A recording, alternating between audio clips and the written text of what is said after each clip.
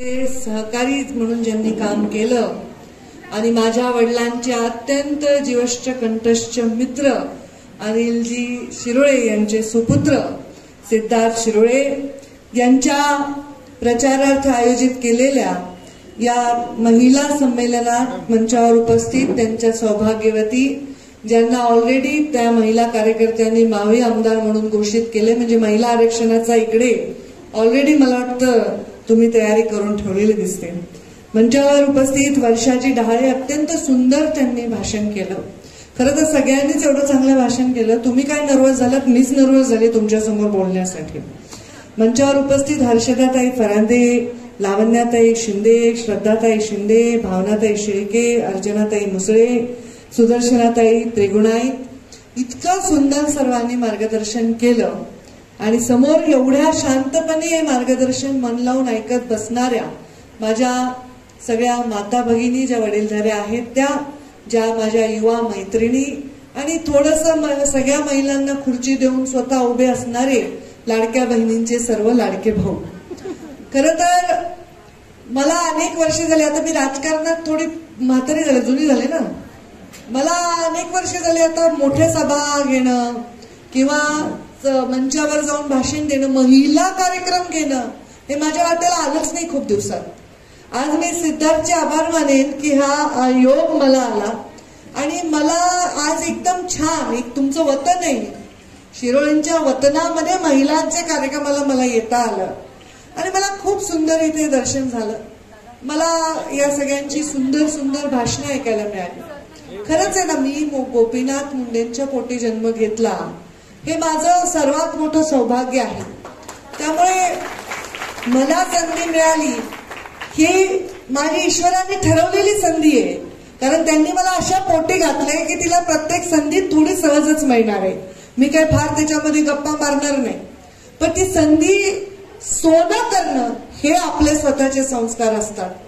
आणि आज मुंडे साहेबांच्या पोटी जन्म घेऊन मी राजकारणात या मंचावर आहे. राष्ट्रीय नेत्या वगैरे तुम्ही मला संबोधणं, पण ह्या सगळ्या खऱ्या शौर्य गाजवणाऱ्या वीरांगना आहेत ज्यांच्या घरामध्ये कोणताही राजकीय वारसा नाही, तरी या रात्रीचे 9 वाजले तरी आपल्या पक्षाने दिलेली झेंड्याची कमान, महायुतीची कमान सांभाळत आहेत आणि सिद्धार्थ शिरोळेंचा प्रचार करत असताना अगदी आपल्यावर झालेल्या परकीय आक्रमणापासून ते आता मोदींच्या निर्णयापर्यंत अत्यंत आत्मविश्वासाने बोलत आहेत.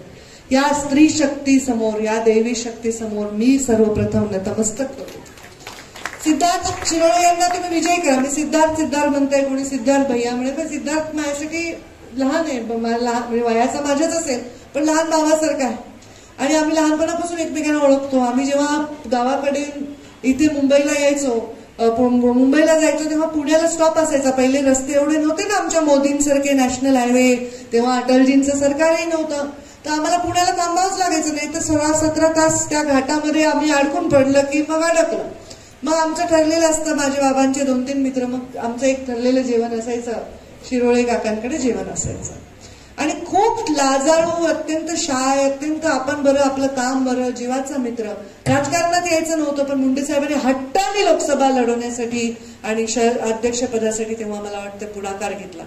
आणि खरं राजकारण सिद्धार्थच्या डोक्यात होतं, शिरोळे काकांच्या डोक्यातच नव्हतं. पण सिद्धार्थ आता राजकारणात येऊन आता दुसरी टर्म लढत आहे, तर मला खूप त्यांना शुभेच्छा द्याव्याशा वाटतात आणि मला पूर्ण विश्वास आहे की या निवडणुकीमध्ये भरपूर विजय, मोठा सन्मानजनक विजय सिद्धार्थ शिरोळेंना मिळेल असा मला पूर्ण विश्वास आहे. तुम्ही सगळ्या लाडक्या बहिणी म्हणून सगळे तुम्हाला संबोधत आहेत.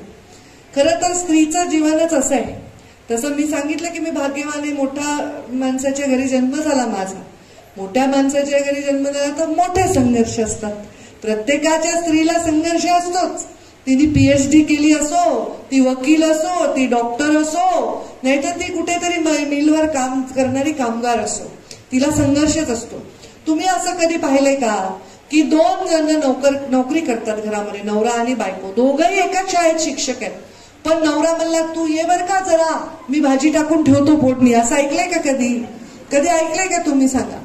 किंवा तुम्ही कधी असं ऐकलंय का की एखादी इंजिनियर आहेत दोघं एकाच फॉर्म मध्ये काम करतात, IT मध्ये दोघं, त्या हिंजेवाडी वगैरे झालं ना IT पार्क वगैरे, IT मध्ये काम करतात आणि नवरा म्हणतो की आज मी हाफ डे घेऊन तुझ्या आईला दवाखान्यात देतो. असं कधी ऐकलंय का? मी नाही पुरुषांची तक्रार नाही करत आहे, पण स्त्रीमध्ये स्वाभाविक गुण आहे तो म्हणजे भरभरून प्रेम देण्याचा, भरभरून सेवा करण्याचा. म्हणूनच स्त्रीला आशीर्वाद आहे की स्त्रीच एकमेव आहे जी दुसऱ्या जीवाला जन्म देऊ शकते. त्या वेदना, त्या यातना ती सहन करू शकते. तिच्यामध्ये सगळ्यात मोठी गोष्ट आहे ती म्हणजे मातृत्व आहे. आपली सृष्टी शक्ती, असं म्हणतात की शक्ती नसेल तर शिव देखील शव आहे. हे शक्ती म्हणजे तुम्ही सगळ्या आहात. आणि त्यामुळे तुम्ही लाडक्या बहिणी, मला एकाने प्रश्न विचारला की लाडकी बहीण योजनेमधनं स्त्रियांना असं असं मिळालं, स्त्रियांना खूप मदत मिळाली. मला तर त्याचा खूप अभिमान वाटतो. पण बिना मदतीच्या स्त्रिया उभ्या राहतील आणि त्यांना जेव्हा खांद्याला खांदा लावून कष्ट करायला लावणारा समाज त्यांना तेवढाच सन्मान देईल, तेव्हा मला जास्त कौतुक वाटेल. आणि आम्ही मोदीजींकडे जेव्हा मी जवळून पाहिलं तर मी त्यांच्या प्रत्येक माणसाच्या इतिहासामध्ये, त्याच्या जीवनाच्या पूर्वार्धामध्ये त्याचं पुढचं जीवन लिहिलेलं असतं. माझे वडील मला नेहमी सांगायचे की त्यांचे वडील शेतकरी होते, फार लाड करायचे. त्यांच्या परवडेल तसा कापूस विकून 2 पेंड खजूर पावभर आणून खाऊ घालायचे लेकरांना. जत्रेमध्ये नेऊन त्यांना हवं नको ते बघायचे. पण ते म्हणायचे माझ्या वडिलांना तो सन्मान मिळत नव्हता. काखेमध्ये आपल्या खेटर घेऊन त्यांना जावं लागायचं, कारण त्यांना ते सन्मान नव्हता मिळत. मी म्हणलं का? माझ्या वडिलांसारखे दिसणारे सर्वजण असताना माझ्या वडिलांना का सन्मान नाही? म्हणून सन्मानाच्या लढाईसाठी मुंडे साहेब राजकारणात आले. आणि मला विचार करा बरं, सन्मानाची लढाई अजून संपली आहे का? अजूनही सन्मानाचीच लढाई आपण लढतोय. किती दशकं झाले, किती पिढ्या गेल्या, तरी अजूनही एका गावामध्ये गेलं तर एक असते मातंग वस्ती, एक असते बौद्ध वस्ती, एक असतो धनगरवाडा, एक असतो माळी समाजाचा वस्ती, एक असतो वंजारवाडा, एक असतो बंजारे तांडा. हे सगळं आपल्या समोरचे चित्र आहे. हे अजून 4 पिढ्या खपल्या तरी आपल्याला बदलावासाठी काम करावं लागणार आहे. आणि म्हणून या सगळ्या गोष्टींमध्ये एक तर लढाई बाजूलाच राहून जाते, ती म्हणजे स्त्री आणि पुरुषाची. या देशामध्ये एक संस्कृती आहे, आपण धर्माला मानतो प्रत्येक जण आपल्या, कोणी नमाज पढत असेल, कोणी पूजा करत असेल, कोणी आणखी काय करत असेल, परंतु प्रत्येक धर्मामध्ये आपल्याकडे महत्व किती स्त्रीला. तुम्हाला आता काल माझं चर्चा चालली होती माझ्या बहिणीशी. माझी बहीण म्हणली अगं सप्तशृंगी डोंगरात आहे, रेणुकाई मा डोंगरात आहे, सगळ्या देवीचे मंदिर, वैष्णोदेवी डोंगरात आहे, सगळ्या देवीचे मंदिर एवढे अवघड कसे? देवाचे मंदिर सोपे. देवींना तो सन्मान होता. देवींचे सगळ्या असुरांचा नाश करायला कोणाला यावं लागायचं? महाकालीलाच यावं लागायचं. जर श्री हरवली सृष्टीतली तर कोणाला यावं लागायचं? महालक्ष्मीलाच यावं लागायचं. जर विद्या हरवली तर महासरस्वतीलाच यावं लागायचं. मग हे सगळे खाते जर बायका सांभाळत होत्या, स्त्रिया सांभाळत होत्या, मग आता असं काय झालं की महिला बालकल्याण सोडून स्त्रीला काहीच नाही. आता म्हणजे ही परिस्थिती. मला वाटतं, मी अभिमान वाटतो मला, युवा मोर्चाची अध्यक्ष कधीच महिला झाली नाही. पहिल्यांदा मी झाले महाराष्ट्राची महिला म्हणून. आणि नंतर ग्रामीण विकास खातं, ज्याच्यात शौचालय बांधायचं आम्हाला मोदीजींनी आम्हाला अवॉर्ड दिलं. पहिलं लाल किल्ल्यावरचं भाषण त्या माणसांनी करावं, आमच्या नेत्यांनी, आमच्या प्रधानमंत्र्यांनी. काय बरं? तर मी या देशामध्ये प्रत्येक स्त्रीला सन्मान देणार आहे, तर तिला शौचालय देणार. कुणाच्याच डोक्यात अशी अफलातून कल्पना नाही आली. का? कारण त्यांच्या जीवनाच्या पूर्वार्धात ते लिहिलेले. त्यांनी पाहिलंय ना स्वतःच्या आईची गरिबी, स्वतःच्या भावंडाचे हाल. त्यांनी पाहिलंय चुली समोर बसून खोकून स्वयंपाक करणारी आई.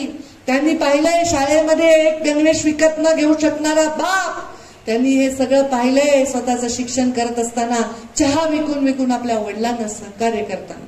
ही गरिबी पाहिल्यामुळे त्यांनी त्या महिलेची कुचुंबणा पाहिली. आणि त्याच्यामुळे आपण सर्व त्यांच्याकडे पाहत असण्याचा एक आपल्याला एक अत्यंत सन्मान त्यांच्याविषयी आपल्या मनामध्ये वाटतो, एक आदर वाटतो. प्रधानमंत्री म्हणून हा आदर वेगळा, पण एक माणूस म्हणून त्यांच्याकडे बघण्याचा आदर. आज ते परत प्रधानमंत्री झाले, त्यांनी योजना केल्या. अहो, महिलांना जन्म घेण्याचा अधिकार हरियाणा राज्यामध्ये मी पहिले मंत्री असताना पहिला कार्यक्रम घेतला. मुलगी झाली तर मारून टाकत होते. मुलगी झाली दुधाच्या गंगाळ्यामध्ये लेकराला 1 दिवसाच्या बुडवून मारून टाकत होते. अशा प्रथा आपल्या देशामध्ये होत्या. सगळ्यात कमी संख्या हरियाणामध्ये मुलींची होती. तिथून बेटी बचाओ बेटी पढाओ अशा प्रकारची त्यांनी योजना सुरू केली. मी मंत्री असताना काय केलं असं जर मी म्हणलं तर माझं मार्केटिंग केल्यासारखं होईल. ते तुम्ही युट्यूबवर बघा मी काय काय केलेलं आहे. पण ह्या योजनांना प्रभावित होऊन काम केलं. माझ्या वडिलांनी मला एनजीओत काम करायला सांगितलं होतं. एनजीओत काम करताना त्यांनी सांगितलं फार फपट पसारा करू नको, हे पण माझं ते पण, तुला कोणते 2 विषय आवडतात ते विषय निवड. मी विषय निवडले नीर आणि नारी. नीर म्हणजे काय? पाणी. नारी म्हणजे आपण सर्व. या दोघी कठीण परिस्थितीत आहे. या दोघांनाही संघर्ष आहे. पाणी सुद्धा एक थेंब माणसाला मिळायला त्रास आहे आणि नारीला सुद्धा स्वतःचे अस्तित्व टिकवायला त्रास आहे. आणि म्हणून त्या 2 विषयावर काम केलं. आज खूप मला आनंद वाटतोय की असं छान मला बोलता येते तुमच्याशी. नाही का माझ्या सभा जरा मला गाजवावं लागतात ना, मोठे लाखोच्या संख्येने लोक असतात. मग मला सुद्धा राणी लक्ष्मीबाईचं रूप घ्यावं लागतं, महाकालीचं रूप घ्यावं लागतं. पण असं छान गोड आवाजामध्ये संवाद साधणं हे पण एक मला पण त्याची फार गरज वाटते. आणि आज मला वाटतं की ही मला संधी मिळाली. सिद्धार्थला आपण जर मत देणार, कल्चर तुम्ही सांगितलं, संस्कृती हवी की नाही राजकारणात? काही वागणारे, काही करणारे, कसेही राहणारे लोकच पाहिजे. संस्कृती असावी ना. श्रीमंत आहे, चांगल्या घराण्यात जन्म घेतलाय म्हणून अभिमान, अहंकार, उद्धटपणा हे आमच्या अंगी जर असेल तर तुम्ही आम्हाला उभंच करणार नाही ना. उभं नाही करणार. सगळ्या प्रथा मोडीत काढून उभं राहण्यासाठी आपण असतो. मी माझ्या वडिलांना हाताने अग्नी दिला. सगळ्यांनी टीका केली आपल्या वडिलांना, आपल्या कोणी मुलगी अग्नी देते. अरे मी गार्गी मैत्रीच्या देशामध्ये जन्मलेली आहे. त्यांनी नाही सांगितलं की स्त्रियांनी कधी अशा गोष्टी करायच्या. मग संस्कार, स्त्रियांना सन्मान देणाऱ्या माणसांना पण राजकारणामध्ये स्थान पाहिजे ना. त्यामुळे मला वाटतं एक संस्कारी चेहरा म्हणून सिद्धार्थच्या पाठीमागे आपण सर्वजण उभ्या राहा आणि त्यांना मोठ्या मताने निवडून द्या. आपण म्हणतो ना गाणं आहे आपलं मराठी, अरे संसार संसार जसा तवा चुलीवर, आधी हाताला चटके मग मिळते भाकर. तसे आपल्याला खूप चटके मिळाले पिढ्यान पिढ्या. रामायण घडलंय, महाभारत घडलंय. स्त्रीच्या सन्मानासाठीच लढाया झालेल्या आहेत आणि अजूनही ती लढाई कायम चालू आहे. या स्त्रीची लढाई बिकट का झाली हो आत्ताच्या कलियुगामध्ये? कारण तिच्या खिसा नसतो तिला, तिच्या पदराच्या टोकाला पैसे नाही हो, म्हणून झाली. तिला साधा कफ झाला तर कफ सिरप आणायला पैसे मागायला लाज वाटते सासूकडे, सासऱ्याकडे. तिच्या साडीला ठिगळं लावून लावून ती घालते. पण जर 4 आपल्या भाऊबीजेला भावाने दिलेले, माहेरकडून आलेले, कोणी दिलेले पैसे जपले तर काय द्यायचं असेल? नवऱ्याचा सदरा फाटला असेल तर त्याला मात्र नवीन सदरा आणते. स्वतःचा कधी विचार करत नाही. या स्त्रीने स्वतःची बचत जी केलेली ती बचत लपवतात. तुम्ही सगळे पैसे लपवतात मला माहिती. सांगा बरं तुमच्याकडे असलेले पैसे तुम्ही लपवता की नाही? खरं सांगा. मी पण लपवते. आता तर मुलापासूनही लपवावं लागतं कारण पटकन लॉकर मधून घेऊन जातो, कळतच नाही. आता मुलं मोठे झाली ना, पण लपवावं लागतात पैसे. कुठे कुठे लपवतात मी नाही सांगणार कुठे लपवतात. पण तुम्ही डाळीच्या डब्यात कुठेतरी ठेवत असताल पुडकं एक. देवघरामध्ये खाली लपवून ठेवता की नाही? साडी, नवीन साडीच्या घडीत हळूच 2 नोटा सरकून ठेवता की नाही? खरं सांग. आणि सांगता का कुणाला माझ्याकडे पैसे अडचण आहे ग, जरा पैसे म्हणल्यावर नाही देणार? काय आता अर्ध्या लोकांचे प्रॉब्लेम वेगळे, तुमच्याकडे काय माहित नाही. आमच्याकडे तर अर्धे तिकडे हातभट्टीतच गायब. त्या बायकांची परेशानी वेगळीच. त्यानंतर इथं प्यायला पाणी नाही म्हणून नवरा पूर्ण नीट लावून येतो म्हणल्या, पाणी सुद्धा घालत नाही. म्हणजे बऱ्याच वेळा दारूबंदी करा होता असं म्हणतं. मग हे जे पैसे आहेत हे तुम्ही लपून का ठेवता बरं? सांगा बरं. काय पैठणी बिठणी घ्यायची असते का दिवाळीला? का स्वतःसाठी काही गंठण करायचंय? काही नथ घ्यायची सोन्याची? काय करायचंय? कुणासाठी वापरताय हे पैसे तुम्ही? हे वेळेला उपयोगी पडावे म्हणून वापरत असतात.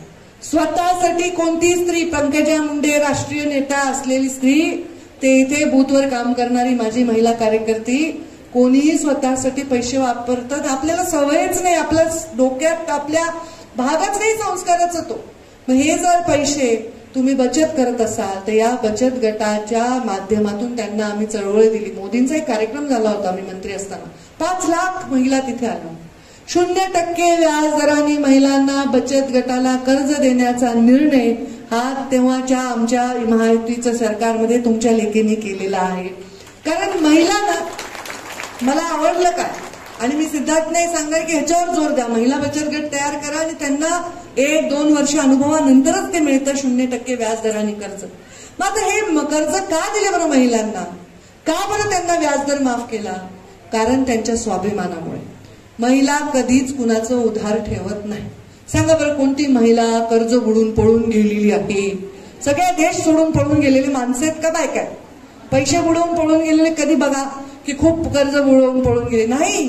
ती गहाण टाकेल दागिने, घरामधलं काही भांडे सुद्धा विकाल, पण कुणाचे पैसे ठेवणार नाही.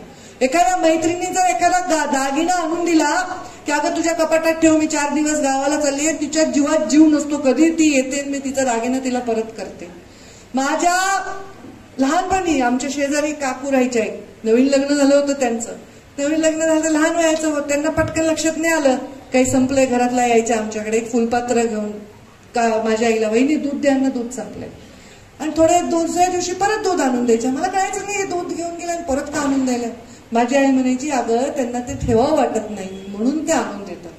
आपल्या घरी अचानक पाहुणे आले, आपण घरात तूप संपलं, शेजारकडनं एक वाटीभर तूप आणतो, लगेच कधी वाण्याच्या दुकानात जातो, कधी तूप घेऊन त्यांचं वापस करतो, चैन पडत नाही. या महिलांच्या हातात जर या देशाचं अर्थकारण असेल, या महिलांना जर प्रोत्साहन दिलं, त्यांच्या खिशात 4 पैसे राहिले तर ते कुठे जाणार आहेत? ते परत सिस्टीम मध्येच येणार आहेत ना. तुम्ही काय झाडाखाली पुरून ठेवणार आहे का? तुम्ही त्याच्यात काय करणार? हे परत सिस्टीम मध्ये येणार.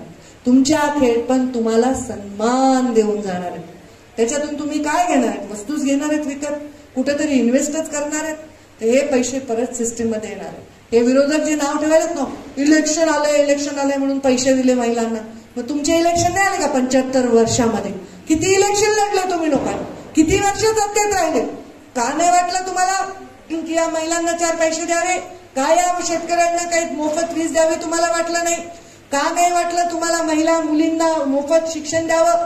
काय आपल्या एका देवदर्शनाला जाते, माहेरी जाते, नातेवाईकांकडे जाते, लग्न कार्याला जाते, ती माऊली नेहमीच घरात बसते तिकिटाचे पैसे नको म्हणून. अर्ध तिकीट झाल्यामुळे तिलाही राहिली जोडीने कुठेही फिरायला, नवऱ्यालाही नको वाटले, चल बाबा अर्धच तिकीट लागतं, तिला अर्ध तिकीट द्यावं का नाही वाटलं? एवढ्या सगळ्या योजना का नाही द्यावं वाटल्या यांना? फक्त राजकारण करायचं, ध्रुवीकरण करायचं, देश पातळीवर, धर्मावर, जातीवर राजकारण करायचं, हेच इतके वर्ष केलेलं आहे. हे सगळं पुसून टाकण्याचं काम जर कोणी केलंय तर प्रधानमंत्री नरेंद्र मोदी यांनी केलं. त्याच्यामुळे त्यांच्या नेतृत्वात सरकार आलं तर फायदा होईल की नाही महाराष्ट्राचा? होईल का? महाराष्ट्राचा जर फायदा झाला तर पुण्याचा पण फायदा होईल का नाही? पुण्याचा झाला तर शिवाजीनगरचा पण फायदा होईल की नाही? मग जर देशाचं सरकार, आमची टाकी मोदींची आहे, आमची पाईपलाईन राज्याच्या महायुतीच्या सरकारची आहे, तर शिवाजीनगरच्या बकेटमधला नळ कोणाचा असला पाहिजे एवढं तुम्हाला चांगलंच कळतं. एकाची पाईपलाईन, एकाचा हौद आणि एकाचा नळ असेल तर खाली ठणठण गोपाल, काहीच नाही मिळत. आज 14 मध्ये पहिल्यांदा देशामध्ये शौचालय बांधायची सुरुवात झाली. पहिल्यांदा प्रधानमंत्री ग्रामसडक योजना, नॅशनल हायवे याच्यामधून देशाला जोडण्याची.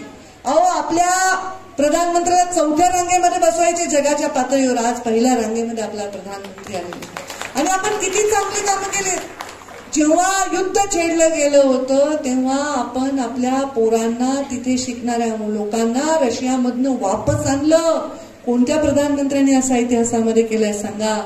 देशा पातळीमध्ये कोविडच्या मध्ये प्रत्येक माणूस भुका आहे, उपाशी मरू नये ह्याची काळजी जर कोणी केली असेल तर ते त्यांनी केली. मग आता प्रधानमंत्री तर ते झाले, त्यांची तर हॅट्रिक झाली, त्यांचं तर चाललंय चांगलं. या सरकार आल्याने नाही आल्याने काय होणार?